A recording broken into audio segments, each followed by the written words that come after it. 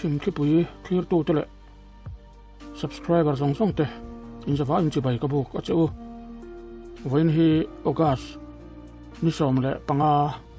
tho tan ni ania kan khia thewang in voin hi India Independence Day India ina British opna atanga zalen na an hu champha ania Independence Day voi samsari le panga na long tai a man chungchang kan clear hawanga chumi ba ka chuan long tai district chunga ma pui kho a sports complex saktur lungphum kan clear how don bok ani chim tu pui channel hi la subscribe lo ta kan ko ta kan mi lo subscribe sak sel ula notification bell kha min lo ngai poimo saka ilong met ke ani chuan thuthar te ilo thasung sung theidon ani chim thu pui subscriber te le min lo lu sak tu song song te lo dam zel ula thuthar thatak tak tenen hun kan mang ho zel don nia India ramin zalen na amu champha phak voi som sari le pangana chu ramchung mun dang rualin voina khan longtlaya pa urusun takin lom ania alom na puiber Central Uele Playground na buasaya Sports and Youth Services Minister pura badu moi roite chu khualian ani sarkar lei puiruam manna a August ni som pathuma tanga ni som le pangachunga in tina rampuan zar tur ti ani angin longtlai district chunga sarkar office le mun poimo dang le mimal in tina India rampuan zar ania Independence Day ni bi ka hian jingdariat le achan vea Central Uele Playground na khualianin rampuan zar pot pharin rampuan zar chibai buk tu parade contingent som ni te chibai buk achang le ngal bok police yani an foi tu an commander hi header vi biak chunga ani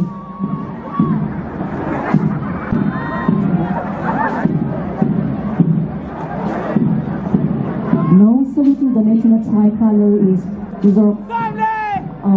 police armed police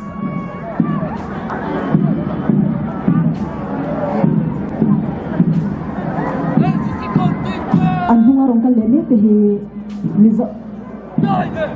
Don Bosco School NCC contingent yani an commander hi lero puya class ani now saluting the national tricolor is Don Bosco School NCC contingent their commander is lero puya class 10 NCC contingent turi ban chang tu na hi government region high school girls NCE an how to know hi zai on thangi tang fra chong liao mi si tuna national flag chibai book mek tu te hi government region high school girls te ania an foi tu hi zai on thangi class 10 ani an hunga rong kale mek te hi government region high school boys te ania an foi tu hi is the school boys an si an how to hi is level huwa tang fra chong liao mi si now saluting the national tricolor is government region high school boys their leader is as the class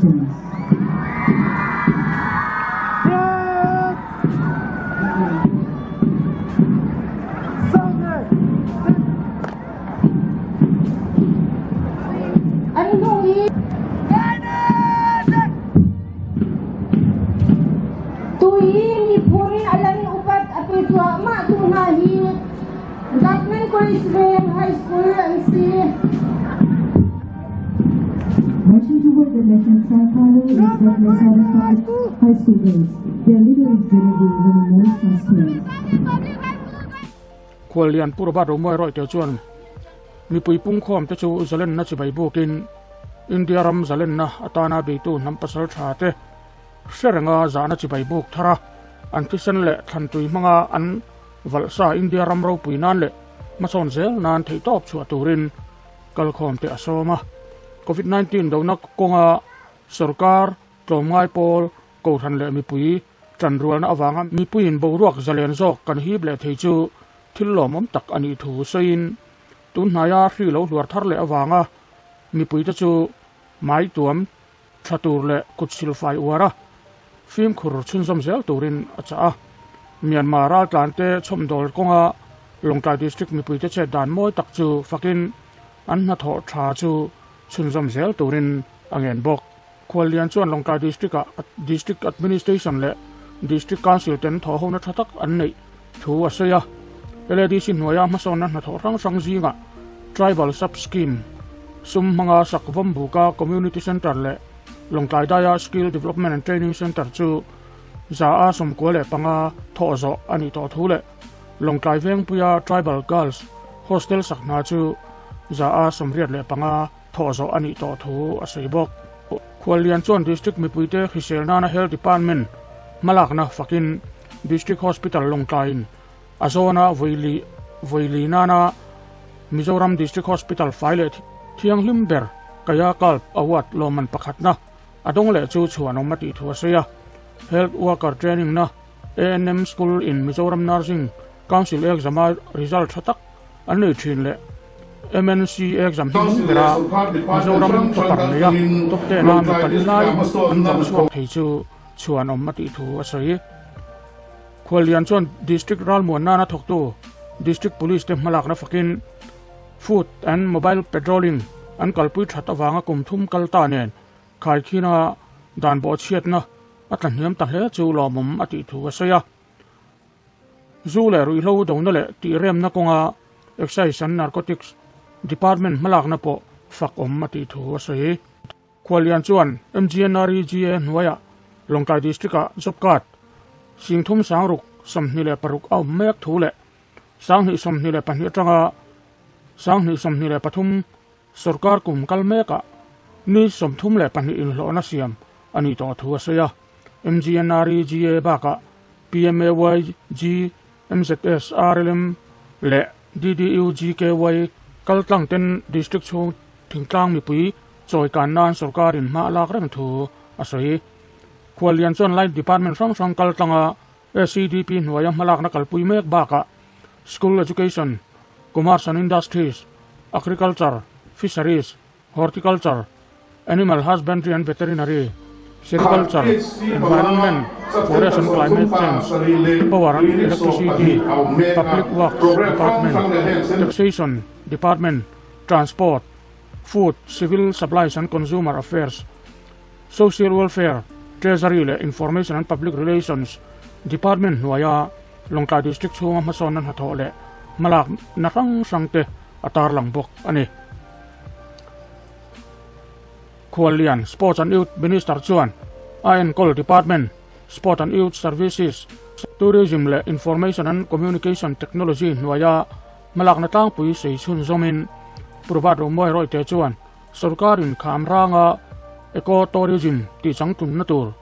cheng nuai zariat amu thute kumin November Mizoram International Tourism Map nei tur chuan Mizoram tourism a choi kan a be sei thu tele pilgrimage rejuvenation and spiritual heritage augmentation drive PRASHAD nuaya Mizoram hun sang tourism mun ma bo sai na tur ruam man na chu Tourism Ministry in apumpi to thute asaya ICT nuaya sarkar malakna ti chaknan le sarkar le mi pui indorna chakle fel faizok om theinan te online portal siam thin ani thute mun kil khor le namtlem zok te omna huna school somnia smart classroom somli pe fel ani to thule Bharat Net project nuaya thingtang khozalia internet service tha an mu theinan VSET internet hub din ani thu te asai bok sports lama Mizoram in mason na ani te tar langin sports minister chuan Commonwealth Games sanghi somni le pahnia weightlifting a tlangwal Jeremy Lalrin nungan gold medal alak thule India hockey team a tel duna la remsiamin bronze medal alak thute Khelo India Youth Games a Mizoram team in gold medal pahni silver medal pakhat le bronze medal pakhat anlak thute asoya Mizoram State Sports Council le Rural Electrification Corporation te thokdun in lengpuya vai bel thesom senga saktur Mizoram motor sports race track masaber tur ma atlang mek thute kolasip dia kona futsal ground le basketball court siam na tur le vai puan phawa adventure sports atana state training center din na tur ministry of tribal affairs atangin mu ani tur thute asailang bok PMJVK scheme atangin SYS le ICT department nuaya project sang som le pali kaltlangin longkai district chunga cheng nuai singkhat sang ni somli le pali 0.20 hu mason na tho chaumek ani thu asoi bok khwalian in thu asoi zo hian ceremonial parade loman sem ngal ania Harvard Academy Higher Academy Boys and Girls chu pakhatna ni in Panhina Vista English School Boys and Girls le Pathumna Lairam Higher Academy of Science Lahas te ania Mizoram Police Armed Contingent le Don Bosco School NCC Contingent te chu Special Participation Prize le Parade Contingent dang som le panga chu Participation Prize hlan ni bokin Parade Commander SI TC Zirsang le khuang votu tele Judge Tepo Loman siam sak an ni bok ceremonial parade loman baka hian Independence Day sang hi som ni le panhi pual hian choi moi na le loman sang sem ani boka khwalian purwa ro moi roi te chuan adong tu te kuta alan lom ani heng loman vo in nia an sem te hi ICAN Foundation Jaipur Humanitarian Excellence Award sang hi som ni le pakhat dong tu choi moi na Reverend V Lal Ming Sanga Lairam Isua Christa Baptist Koshan nena hlan ania zirlai ti thate choi moi na hetiang hian pek ani bok ru chi lal rem sangi longkai college veng BA English topper nena hlan ni in Cindy F Lal Nesuali South Lungpher BA Public Administration panhina top 2 pass nena choi moi na hlan ani boka silal nei tluanga sangau thi BSc Geology top 6 nena hlan ni bokin kelal than sanga longkai nu veng pui BCom top 6 le lalrin moi khiang te longkai eu si veng MSc Chemistry top 6 nena pek ani boka ti zo than pui longkai eu si MA Education top 7 pass to choi moi na certificate pek ani bokani heng baka hian thole lalrin diki sangau 4 din thar BA Political Science top 8 a pass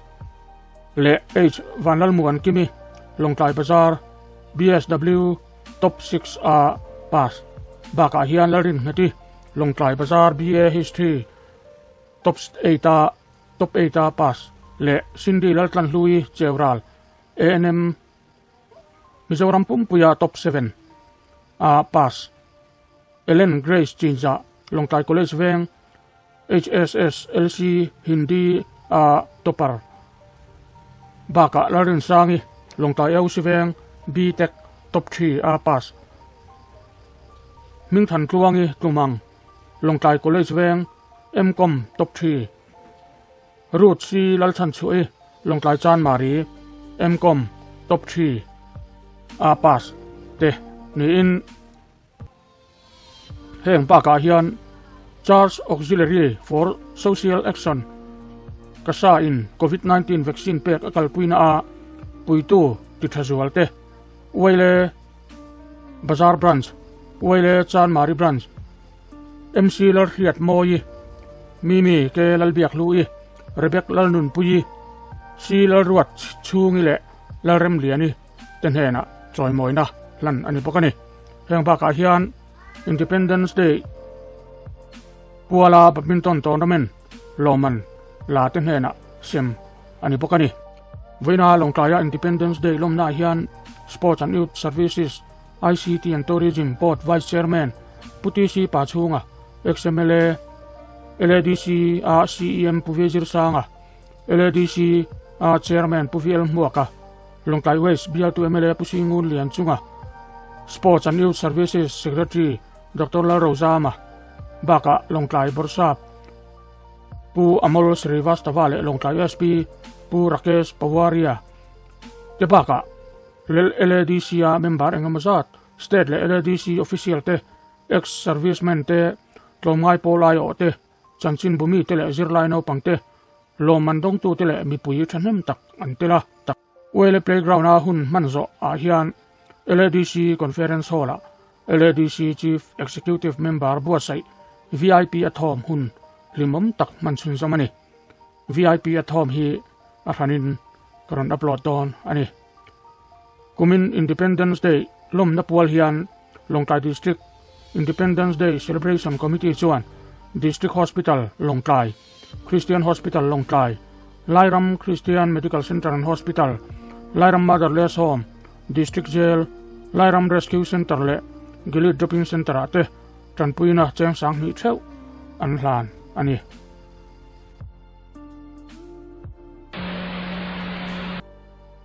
Vain Khan Mizoram Sarkara Sports and Youth Services Minister pu Roberto Moiro te chuan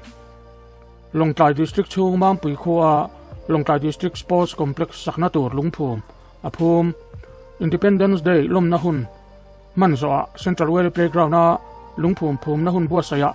Sports Minister pu Roberto Moya roi te chuan sarkarin infiam na mun ma tha omlo na mun ma tha buasai tura ruam man na lian tak tak akal pui thu sein Longkai District Sports Complex lian le changtung tak nei masapol ani tur chu ani hlo thak le ti asaya infiam na konga Longkai District thalai te mason na tur na sang sang zinga Longkai veng puya AstroTurf football ground siam na chu tran ani to thu sein adang po tho chho zel ani tur thu asaya Central Valley Playground mi pui thutna gallery chung khu siam dan tur po ngai to mek ani thu sein Longkai East tui chak lampanga operation mual zawata ming choin football field le infiam na mun ma engamazat siam be pui thak tum ani thu sei bok he huna hian Sports and Youth Services ICT and Tourism Board Vice Chairman PTC Pachunga XMLA le Lai Autonomous District Council Chief Executive Member Puvizir Sang atechu khual zaom ania LADC CEM Puvizir Sang hian thu asai bok ani Sports and Youth Services Secretary Dr. Rosa Machuan hun akai ruaya Mizoram State Sports Council Assistant Engineer James Laram ha kachuan technical report pein Longkai District Sports and Youth Officer Pu H Vanlal Biak Zawan lom thu sein hun akhar ani Longkai District Sports Complex saknatan hian long sarkar lei pui Ministry of Minority Affairs nuaya Pradhan Mantri Jan Vikas Karyakram PMJ VK atangin cheng nuai sanga som pakwale singli le sangthum approval don ania za a som kwa nuai sangli zanga som pasari point pali pakwa chu Central Sarkar tumturni in za a som cheng nuai zanga pakhat point pakwa pali chu State Sarkar tumtur ani District Sports Complex hi Longkai khopui tanga kilometer som ni vera hla a mampui khobula saktura ruang man ania asakna tur hi Central atangin first installment cheng nuai sang ni zanhi somnga pariat point pasari pali don to ni in anna po tender to ania athok tur hian MS Decor India Guwahati te khanni in na po tran thuai tum ani Longkai District Sports Complex project nuaya hian artificial football turf synthetic 8-lane running track pavilion with changing room gallery multi-purpose indoor hall volleyball court basketball court with gallery tennis court with gallery football ground with gallery changing room panni approval approach road with parking public toilet block le gate security cabin le counter sakna te hi tho ani don ani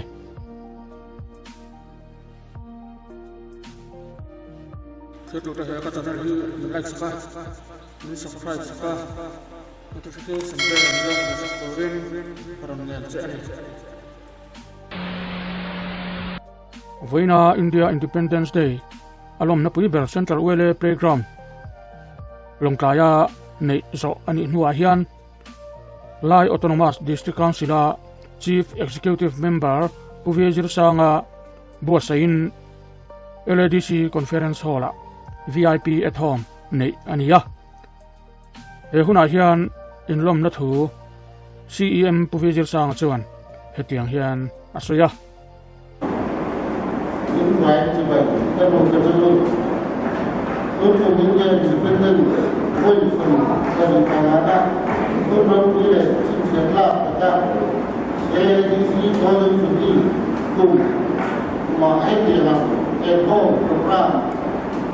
buat saya dunia ini disukai-sukai suan dan sesuai yang belum tak lepas awal kata ini jadi ekor dan ini itu dia pun karena mahu terjun ketika kalau menjual kerja itu banyak dan sila mendorong saudara ini selalu dia kerja semua orang sedangkan kata dia development akhirnya nggak masuk nih agak nggak dia dia korang mau akhirnya pun kecil tu minister wanda aile kan dina belum lain kanan sampai dia tidak atau saya kan masuk datang tekan bukan ani tidak ekor minat terpilih hak hidup ketika kalau tak sedani yang betul ini ekor dan buat saya berkata ania akan untuk kerja jual luar kan yang lagi kan pun nak jalan dan tak set anu apa orang zalen takin zalen ini macam dan mangan takia mani untuk mencoba di mengikatkan kan son cuti ruang boleh kan dia orang dalam negara nunna pisen kaya semua sektor itu mata hari dia kan ini kan mati zakat bukti lim takin pun mangyat ini kasong sun kalau kan mana dia orang demokrasi roti dia orang maksa tapi kan dia kalau kita ram masuk kan kalau bi takin long kai speaking kan mau bi pinter dia suni ko asuan state department dan officer seuntak tete di sekitar sini kan kalau kita susah pun kalau kan terkawal tuh yang pun kalau kurang tuh naik pun kalau naik kalau tertulis ini pengen koordinat lagi saya abis itu nama Nizar state kata kan akan jadi basic ini level aja ekor ini kata mampu turin kata saking kalau ulo kacau kalau Hemisro ahian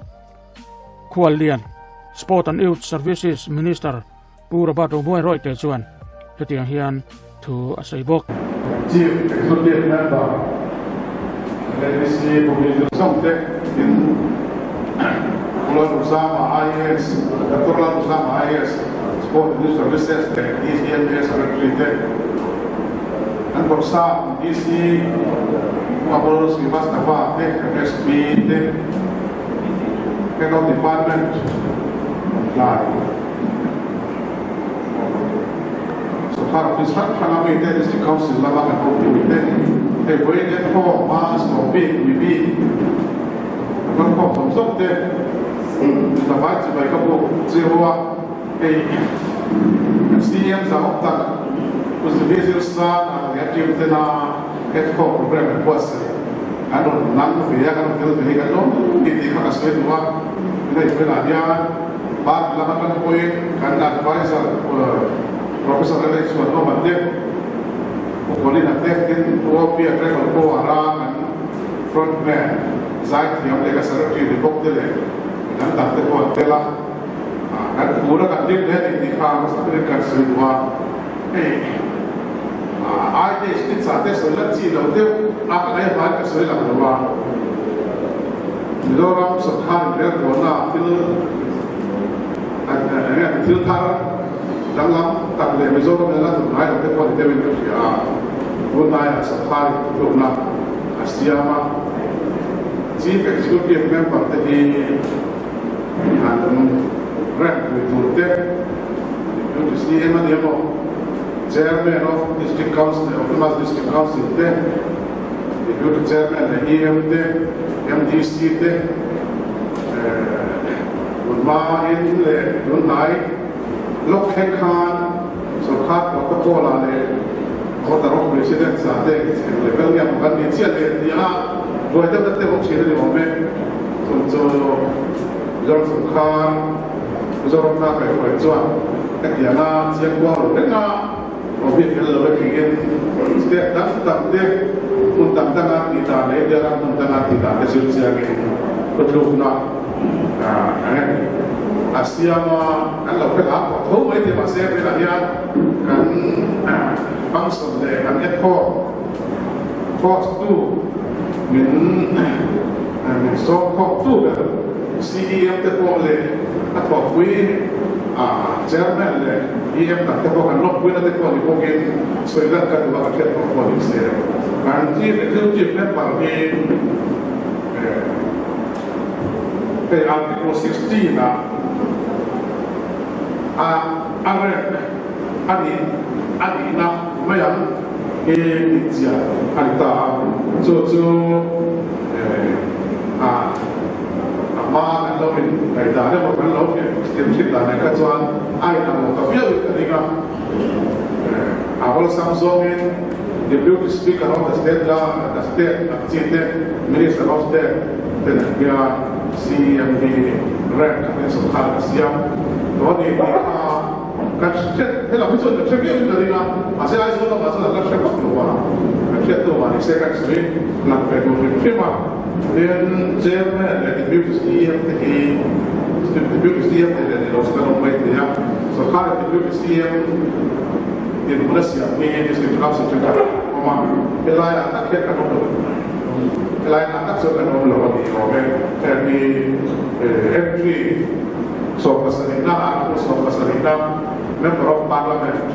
right in soal siap tadi dikatakan soal luka itu chairman itu the deputy chairman EM mesti aku soal pariana so MLA jadi komisi dalam sini tak dia kan level kan level sokal orang tertentu suatu waktu dan kisi itu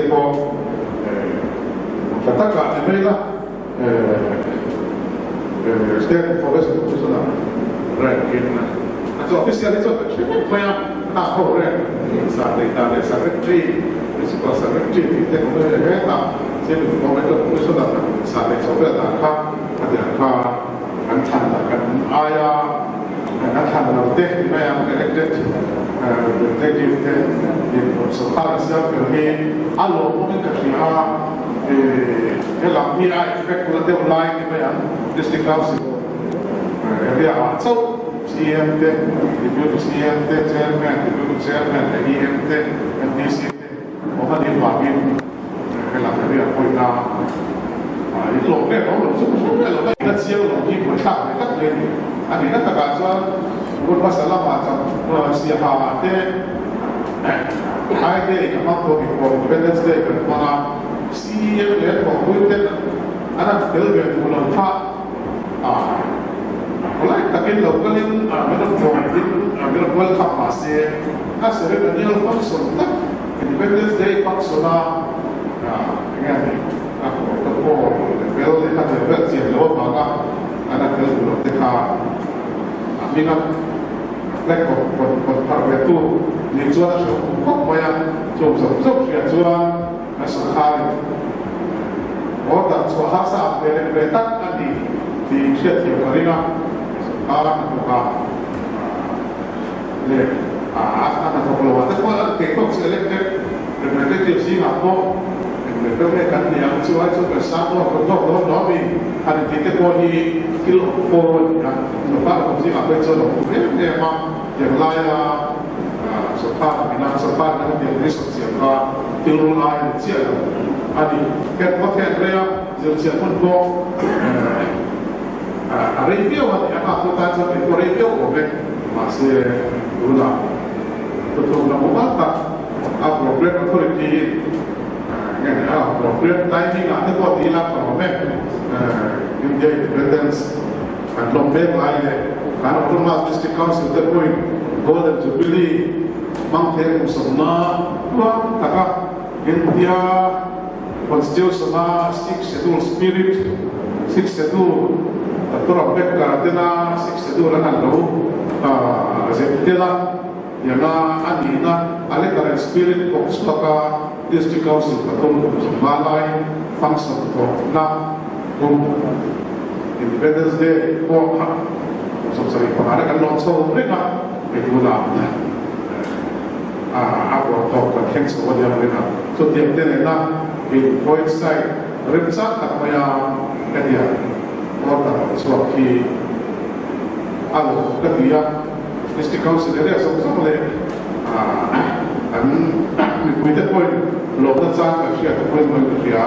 em te hi uzoro ta ka koi em so ta in contact face lines at so pariata manifesto te kan siama zoro tung le ba kan so like kan mai already le api ka to kana the district to Walpi kemo application to Walpi kemo ai area Walpi kemo tetsu api kan usakan dia manifesto in the party zone hello sia di prosita se tani ya kan so iba saber ba ka congratulate to the delegación ni ore kanila zone hey,现在我从你来，所以说现在是会做本身了，来就是这个发售了，那个，那hey，那啥那个发售的很美啦，安尼呀，反正上pas malah tante provinsi lama, dari doa, atau saya tu kan buat saya lain tapi yang tu, kalau ini mereka yang buat yang rumah lalu konten aku beres itu semua, mereka kan itu takna masih long line district big line, habis orang tak cepat baik, terus kurang, kan doktor biar nak buat semua, long line district big kan so big bukan department sampai malah tamam kan baik kurang harsa bukan sendiri Dubai kan sendiri hotel kan ya polisi kakak tu juga mereka terkawan hotel kan di mana sampai kita mereka buat zaman kan itu lebih besar dari waktu itu ya anak-anak bukan ada anak dokter tak orang tipu kerja tu bangsuan layan dia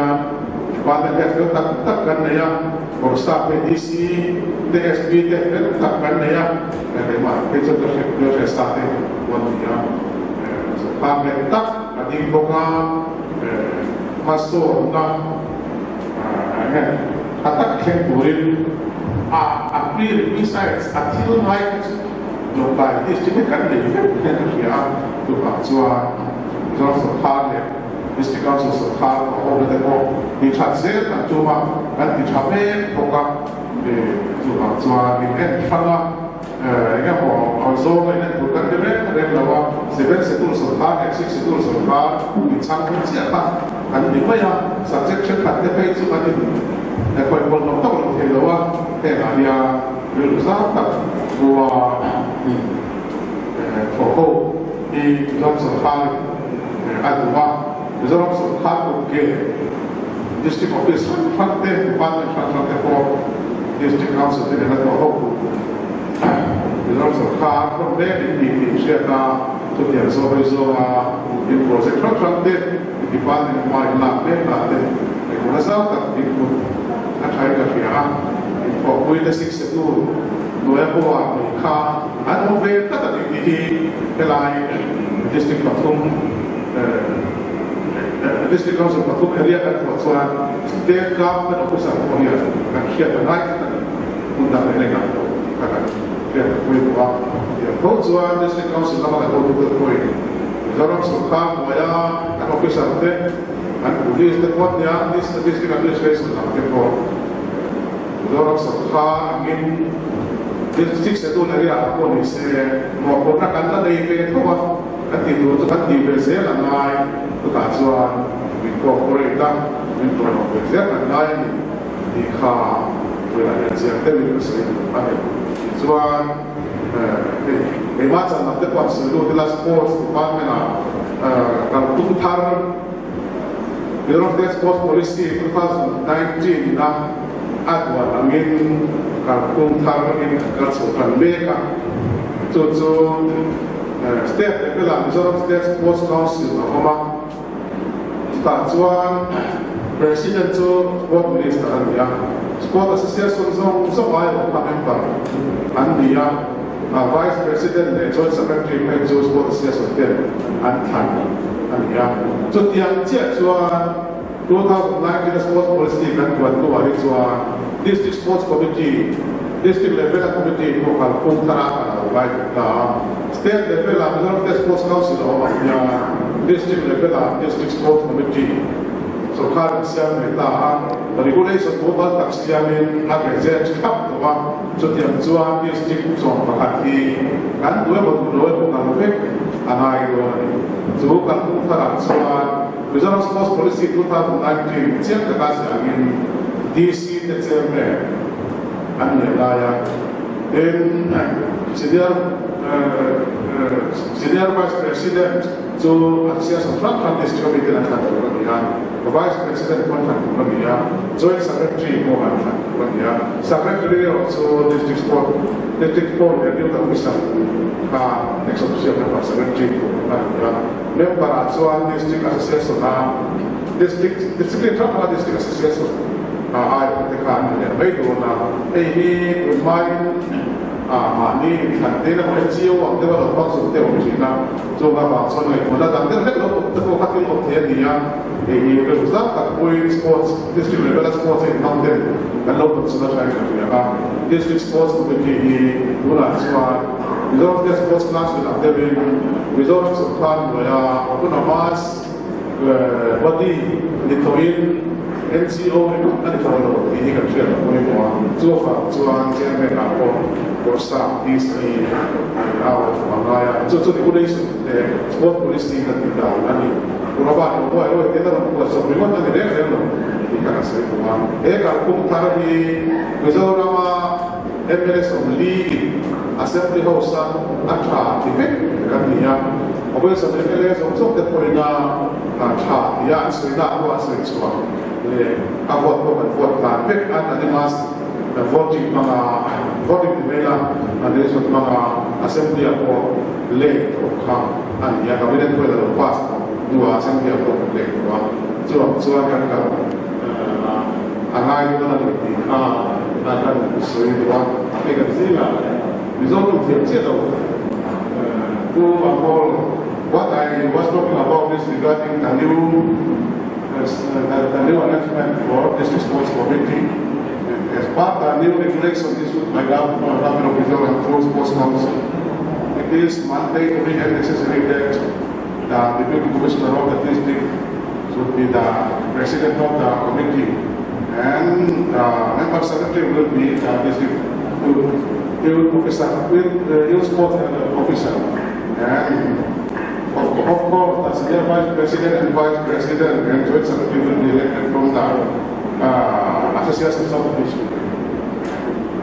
This is as part of the Bureau of Sports Policy 2019, and it is necessary that all district administrations should follow the new management. So, sports, sila dia panggil sport, apa nak sebut dia boleh kan? Ikan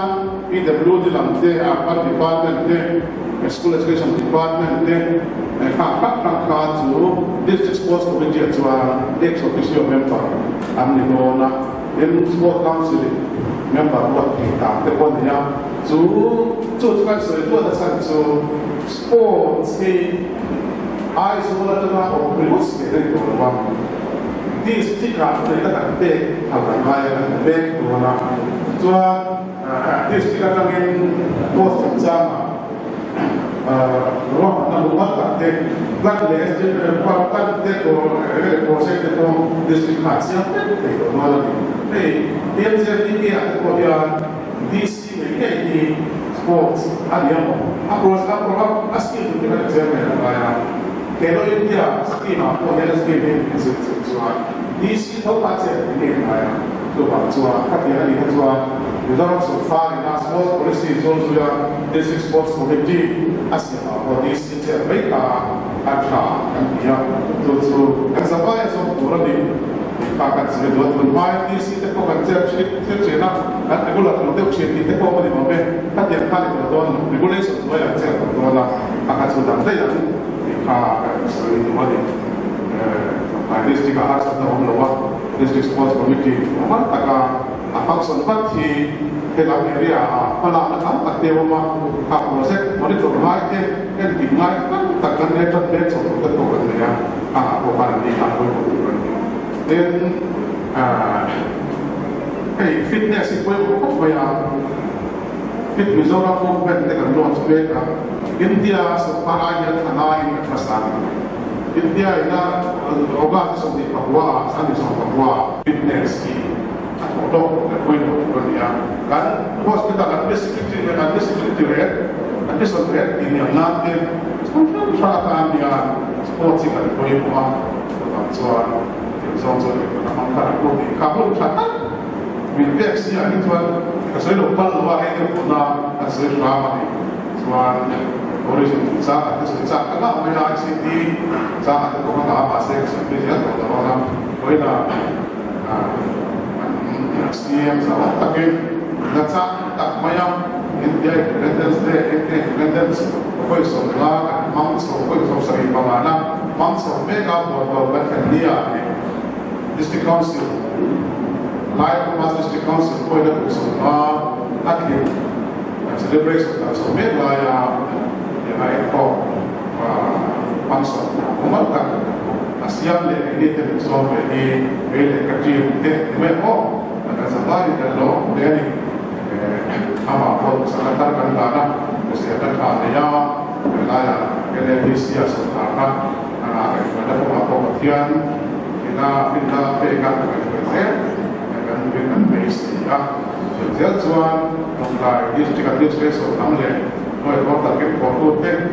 mulai di Papua sekarang bisa so district council sekarang bisa boleh district kita pro akhirnya sekarang VIP athoba hian state sarkar official te le LDC hnuaia official te mi thanem tak an kal khoma hun limom takin an mang ani kan kum te atho in concert nomin anwar ka in pat tua